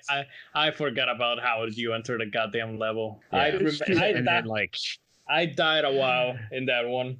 Oh, yeah, that's a pretty section. With the shooting that we didn't mention, the controls are automatically inverted on the x-axis is up and down, and you cannot change it. And I'm a guy who doesn't like that. It took me a second to get used to it. Yeah, it's a bit odd. I was not happy.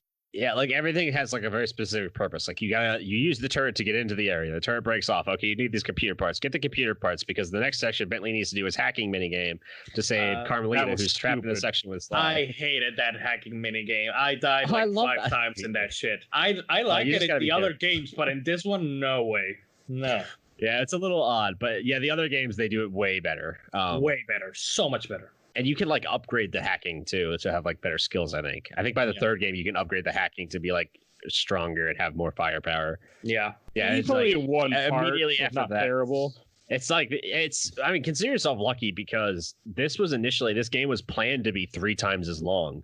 Oh god, the hell? The just the clockwork section alone was only a third of what they had planned for that section to be. It was meant to be like a whole new world. Bruh, no. And it's almost like, I know a lot of people talk about like how like deadlines kind of like suck, and like people should be allowed to like be creative on their own time, but I kind of like deadlines for that reason, because you can't overextend yourself. So I think if this game had been 3 times as long, it probably wouldn't have been as beloved to me as it is. No, it's long enough. Like I was happy when I finished it. I didn't feel like I didn't need more. I was content. But I'm also doing it for a podcast every. Through it in a couple hours. Like if you know what you're doing, you can burn through it easily in a day. Easily. Oh yeah. And I think it's like the perfect length for that. Yeah. Unless you get the other games get a little bit longer, but they add a lot more. So unless you get stuck in Miss Ruby for like 20 hours, then well, there goes your day.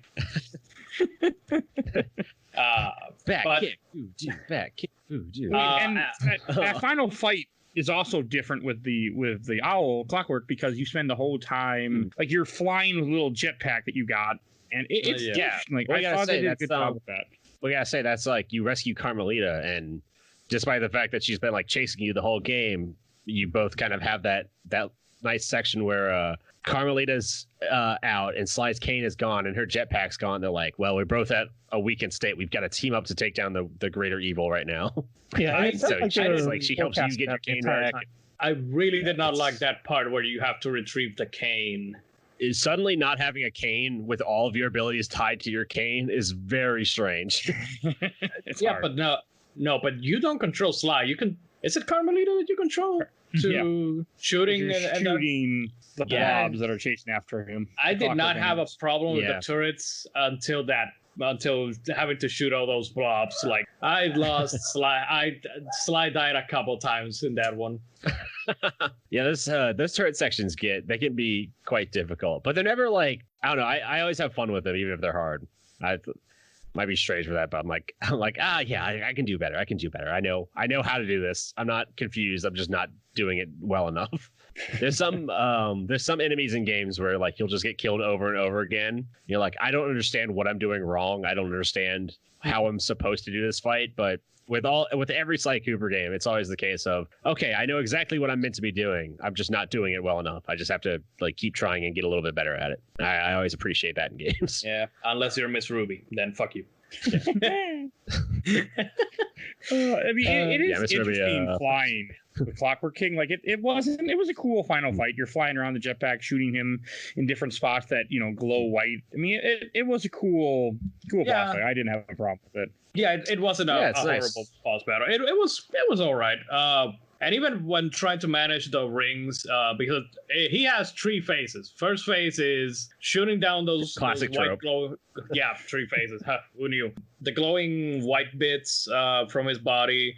Then he throws like some electromagnetic rings, and you have to like position yourself right at the center to avoid them, and then keep hitting him. And then finally, the last part is you gotta walk on some more rails and try to get to his head to finish him off. Mm-hmm.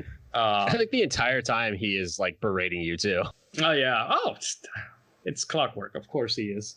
It's just like yelling at you about like how like the Coopers will fall and clockwork will live forever. Oh yeah, something that I was trying to explain at the beginning, I think, and I did not finish explaining, was that the actual reason that Clockwork stole the Thievius Raccoonus was so to prove that without all the knowledge from his past ancestors, that Coopers were nothing. Like they could not be these mastermind thieves, and Sly just proved them wrong by just being a master thief without the most of the Thievius Raccoonus, I guess, or none of the Thievius Raccoonus, because they tore up every single page.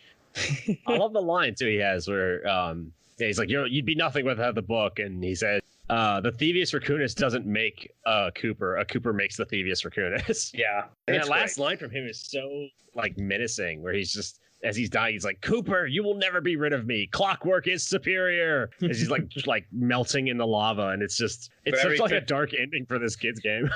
Very Terminator 2, by the way. Oh, I mean, let's talk about dark endings real quick, because at the end he frees Carmelita, kisses her, and then leaves her handcuffed to the railing that's fallen into the lava.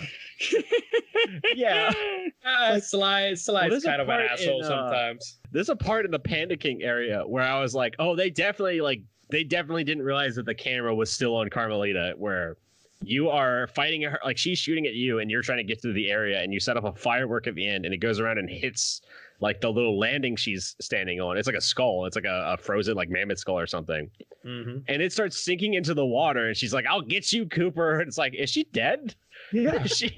Did she just freeze to death? Like they were supposed to cut away from that part. She should have probably been dead. They just forgot, because you see her head sinking into the water, and you're like, they forgot to cut away. They totally meant to cut back to Sly Cooper smiling or something, and they just completely missed the opportunity.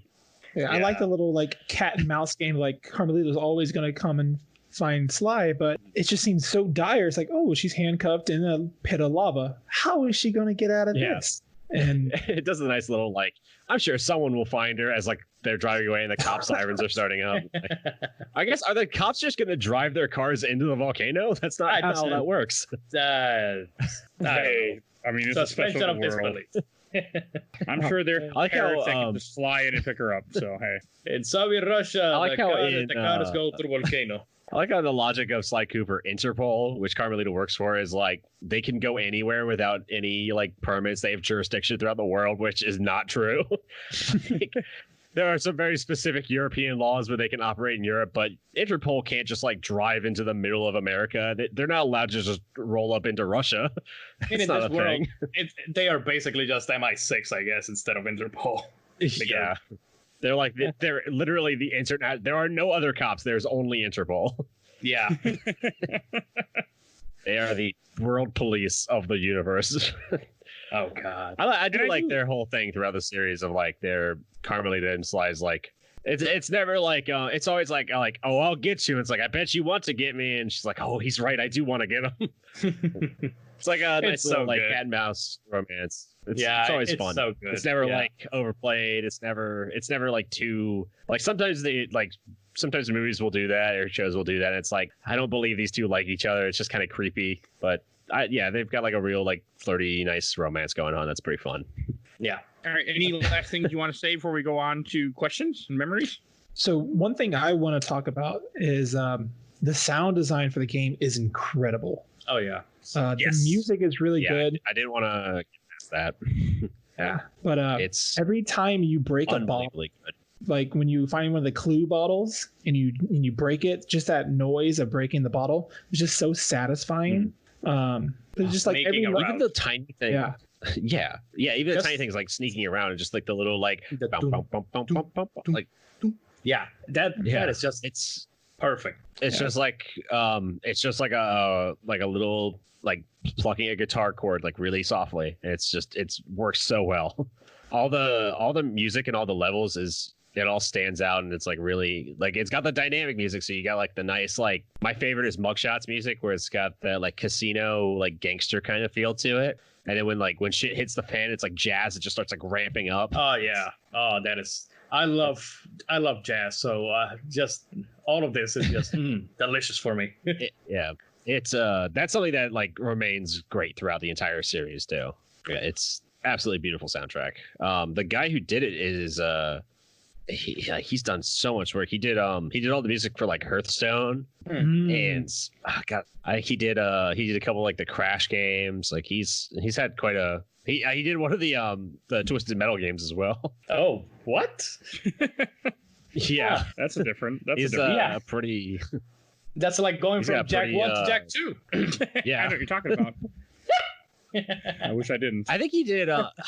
He might have done Jack and Dexter as well. I don't know. The guy, he's worked in the industry a lot. I wish I could remember his name. I'm trying to find it right now, but yeah, he's done a lot of different games, and he's like a master of his work. And I can't find his name, and I'm sorry, but it's out there somewhere. You know who you are if you're listening. Yeah. Yeah, contact us. Do the music for the podcast. That would be amazing. That would be amazing. Just do that like it's gonna happen. I like when you're in the barrel and it like because you're tiptoeing faster, it's like do do do do do do do. Yes. Is it Peter McConnell? Yeah, I think that's him. Yeah. There's just so much like elements and flourish when it comes to the sound design. But I actually don't remember any of the music in the game. It's all like very background noise. Yeah, it's mostly background noise. I think that only the one of the themes is like very prominent. I want to say you have like the item. Oh yeah, you have like the item catch music whenever you get the key, and it does like it's like very bombastic and like orchestral. I love that. Yeah. And the sound of like the key like spinning around the cane. I always thought that sounded so good as a kid. Man, the metal on metal. Yeah, sound design in this game is just amazing. Yeah, it's I mean, so much of this game is just so well made. It's like shocking to me that like going back and playing it as an adult, having not played it for such a long time, it's like, oh, it still holds up. It's still really fun. Mm-hmm. All right, ready to move on to questions, memories, or comments? Yeah, let's do it. I think which is mainly just memories at this point. Memories. So, nobody asks us questions. I just go with memories. All right, first one from the Overblood group from Aaron Cornwell. It said, played this game a lot as a young kid, and it stuck with me as one of my all-time favorite games and franchise, and really showed how a video game can be enjoyed by all audience. 100% agreed. Also, side note, speedrunning has got me back into the series in 2020, and the history behind that is fascinating. Okay, and this is a sadder one. From Devin Gallagher. He said, my little brother was diagnosed with stage 4 brain cancer when this game was out. One of the reasons why I love this game is because he sat beside me the entire time watching until I beat the game. He loved just watching, supporting me. Good times and great memories. What a game, too. So that's nice. I just like when video games can have like good memories with people like that. And that's something that's really, it'll stick with you for life, and you'll always, and at least this is a good game to have good memories to. Oh, yeah. Like some games we play in the show. Yeah, it's like, I would hate to have like, I always say my one of my earliest gaming memories was when my mom hooked up the PS1 for the first time and booted up Spiral 1.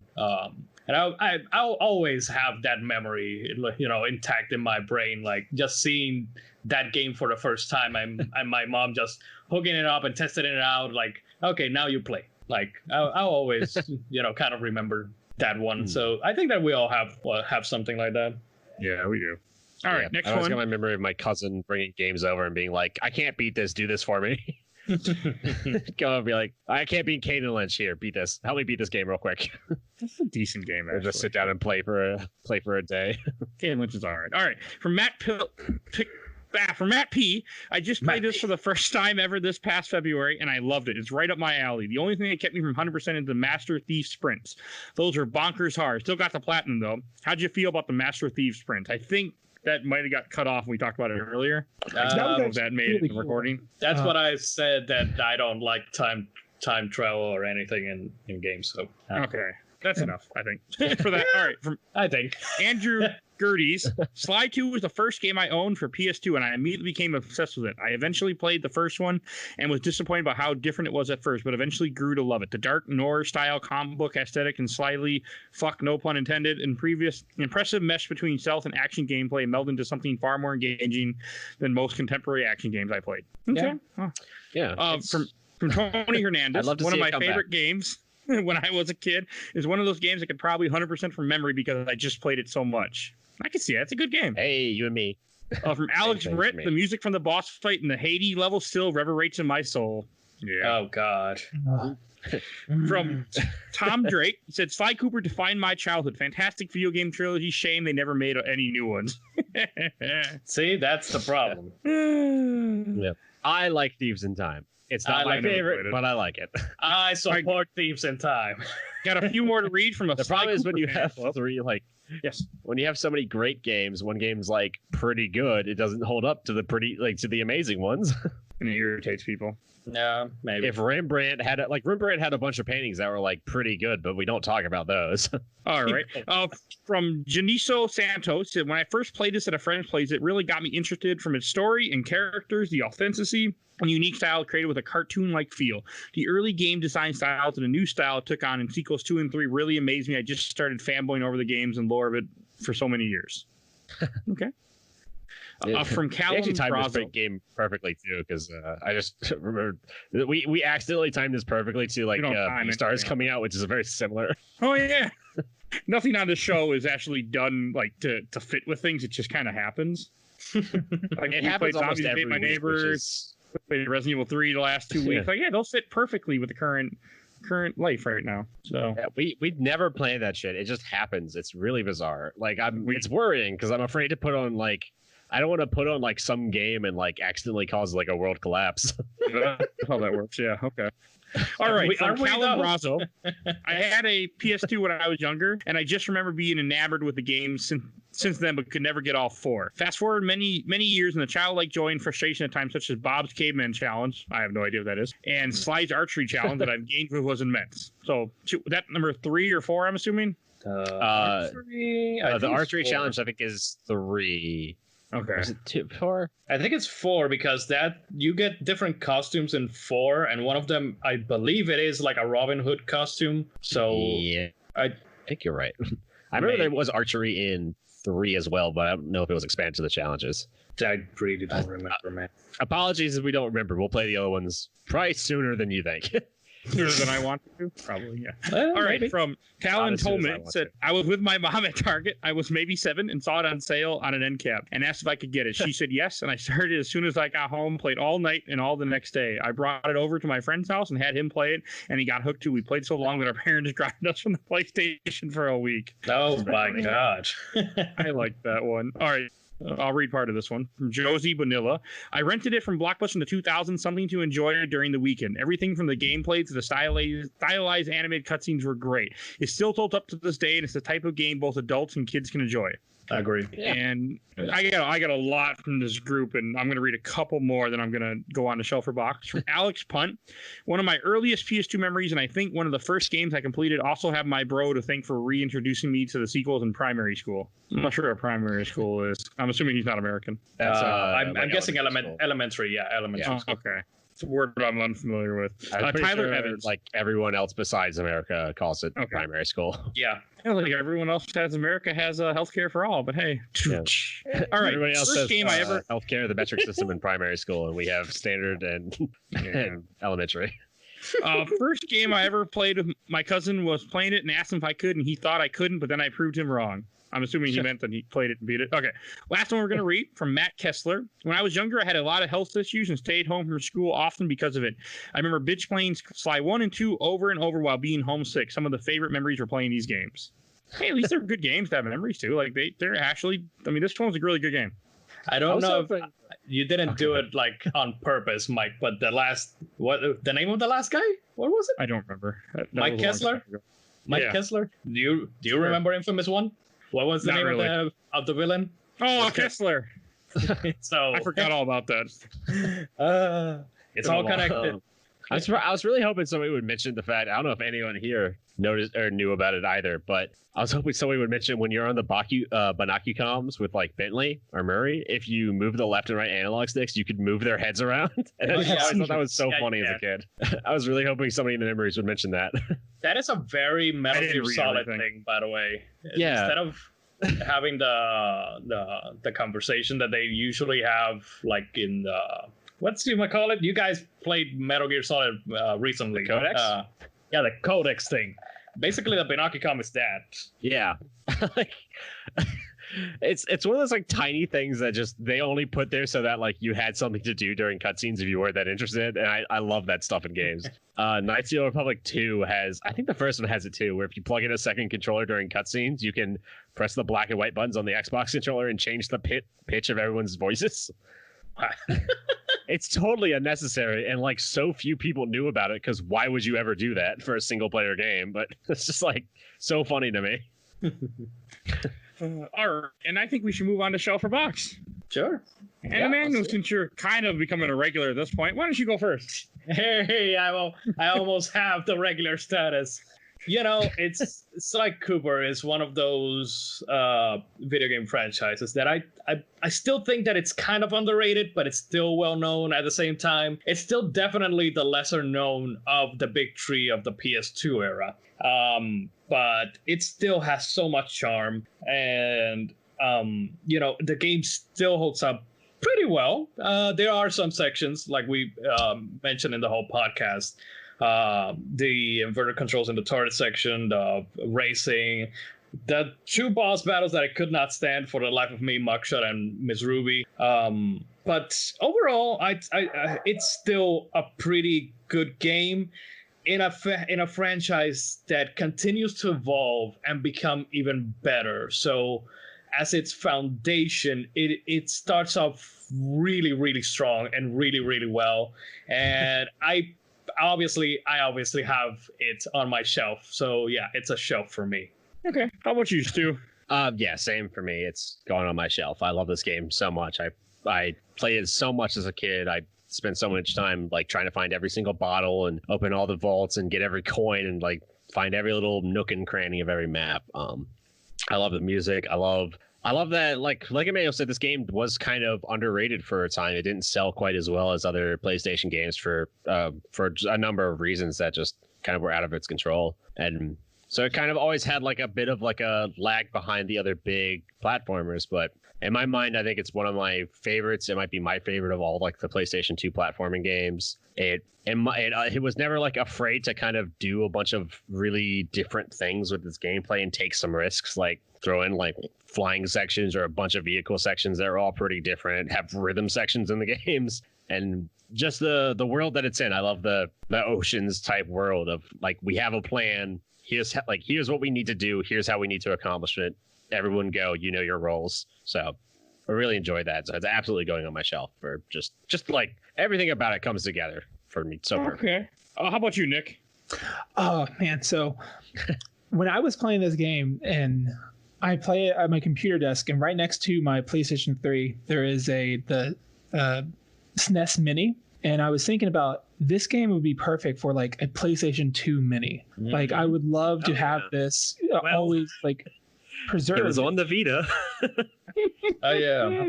It would be cool to just like always have this game and like the first couple like big platformers for the PlayStation 2 just in a tiny little box. Because like a rainy day, like I would love to play this, just like pop it in since it's so short. Just always have it in like a tiny little box, but it's totally going on my digital shelf. It's downloaded on my PlayStation 3. But it's just such a wonderful game, and it really has inspired me to play the other 3 games in the series. Because I want to see how those progress. Because everybody here has a little bit more nostalgia for the series than I do. Whereas Ratchet and Clank and Jack, those games resonated with me more than the second Sly game did. So it's going to be really cool going back 20 years later, seeing how these games do hold up. Yeah, I predict they will for sure. Yeah, definitely. I'm very excited to see what you and Mike would have to say about the second one, which is, like I said, my favorite. It's going to be on the show, I'm pretty sure at this point. So, I think that you would have a mutiny between Stu and me if you didn't. So yeah, the thing is now that Emmanuel brought it up, we absolutely have to have like the same exact crew talking about the other two games. Yeah. Back in a year, what happened? It'll be close to that because we're already kind of booked until September at the moment for what we got planned. We have a whole like October list as well. I think we just haven't gone over it yet. Yeah, that's gonna be all horror, but yeah, so this won't fit in there. But you'll get in there somewhere. All right, I'll go last. I'm putting this on the shelf. I was not sure how I was gonna feel about this game because I'm not big into platforms, but I had a blast playing this. Like I didn't want to stop. I just, even with everything being kind of crazy in today's world, and I haven't really been in the gaming mood, I had fun playing. Like it felt like a nice escape from reality just to play a fun game. It wasn't, I had save states, so it wasn't as challenging as it could have been, but it was really good. Like it was nice to finally be able to cross this off my backlog and finally add this game to my completed list. Like I'm so happy that we picked this and I got to play it, and I can't wait to play 2 someday, probably sooner than later. So going on the shelf, and all 4 shelves it looks like then. Yay, a clean sweep. Yeah. It's a totally great game. It's charming, it's fun. And before we get to plugs, we should introduce what we're playing next week. I'll introduce because it was actually my pick. It wasn't my pick because I really wanted to play it. It was my pick. We're going to be playing Heavy Rain next week. It's on the show because sorry. I'm enjoying it, but one of our previous guests, Helena, who's been on the show a couple times, she's friends with somebody who works at Quanta Dream who worked on this game. So we're gonna have a developer with us for Heavy Rain to kind of answer questions and talk with us. It's great because we'll have like the extremes of experience with it, where like we'll have a developer who worked on it, and then we'll have me, and this week will be the first time I've ever played it.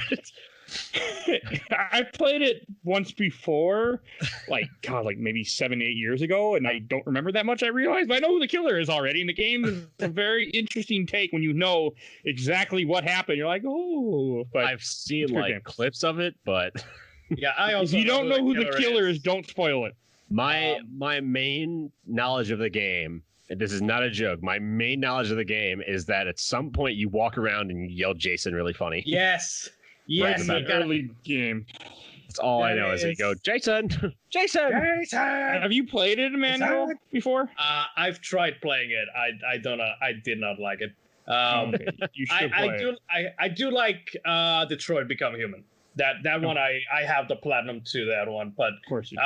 It's just that the sci-fi aspect of that one is much more appealing to me as a sci-fi guy than Heavy Rain. It's a fucked up story. Oh, I know. I've seen like playthroughs and all that. I also know who the killer is and all that stuff. It's just I have no interest in actually playing the game myself. Again, like more than half an hour or an hour of what I played. But yeah. And then we go to plugs. I know, Emmanuel, you want to plug your YouTube channel?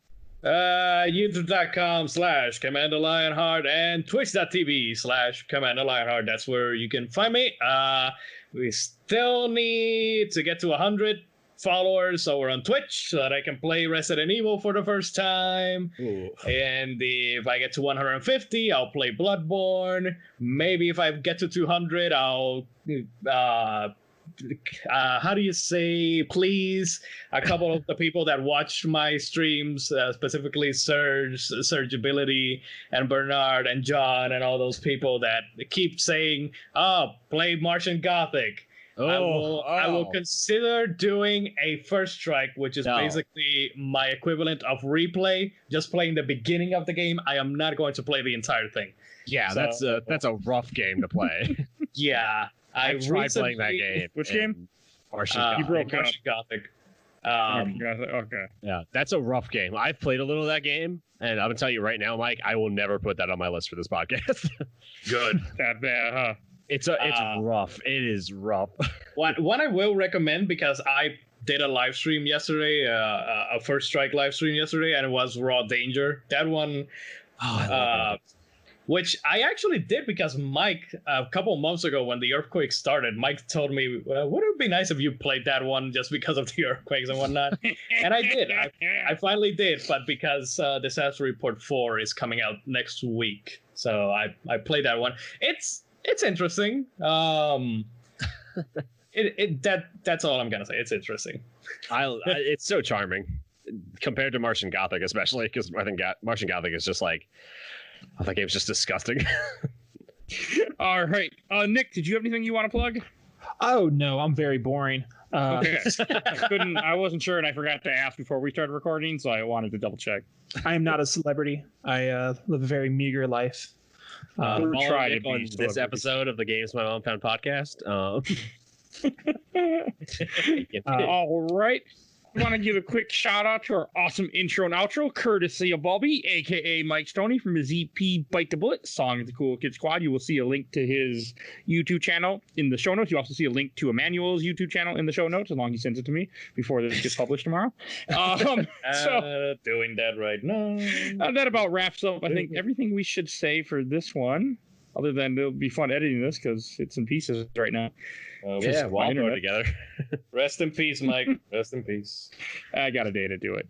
I'm just trying to think of anything else I want to say real quick before we head out. Nope, I think that's everything. All right, we will see you guys next week. There are also comic episodes for you to listen to, movie episodes. Hulk should be published in a little bit. I mean, I'll publish them later this month. I'll have the Hulk, the second my MCU movies up, so you guys can listen to that. We just did Aquaman: The Trench is up. It's a good Aquaman comic. You should definitely listen to that episode. So please download our episode. We appreciate anyone who takes the time out to listen to any of our episodes. I love to see that number tick up. We actually, I didn't remember what I wanted to say. We recently just hit 20,000 downloads all time. Woo! So that's not bad for when we started this. We were three nobodies with no downloads. Like we had 60 in the first month. Now we're still three nobodies with 20,000 downloads. But hey, people are listening to us, so. There are people who get. I mean, our numbers are down right now because people aren't working because it's the end of the world as we know it. But I know once everything picks back up and life is back to normal, I'm excited to see where we go. Yeah, I'm excited to see life go back to normal. One thing I gotta say, I realize I cannot wait just to have a nice busy day at work and everything. I just can't wait for that. I am completely the opposite, Mike. I can't wait to take 1 week vacation from work. I cannot.